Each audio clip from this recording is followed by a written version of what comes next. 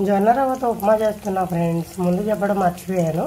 తిరగమాత వేసుకొని అందులో ఉల్లిపాయ పచ్చిమిరపకాయ వేసి బాగా వేగనిచ్చి జొన్న రవ్వ ఫ్రెండ్స్, క్యారెట్, బంగాళదుంప, టమాటా, వేగిన ఉల్లిపాయ పచ్చిమిరపకాయల్లో ఈ మూడింటిని మిక్స్ చేస్తున్నా. దీనిలో తగినంత ఉప్పు, మిల్ మేకర్ యాడ్ చేశాను. ఈ జొన్న రవ్వలో మిల్ మేకర్ వేస్తే ఎలా ఉంటుందో నాకు తెలీదు. టేస్ట్ చేసి చెప్తానండి బాగుందో లేదో.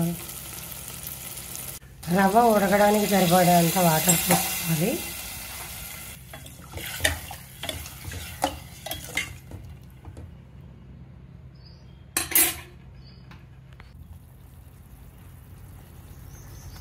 రవ్వ తీసుకొని ఉండలు కట్టుకోకుండా కలుపుకోవాలి. ఈ వాటర్కి తగినంత రవ్వ తీసుకుంటే సరిపోతుంది.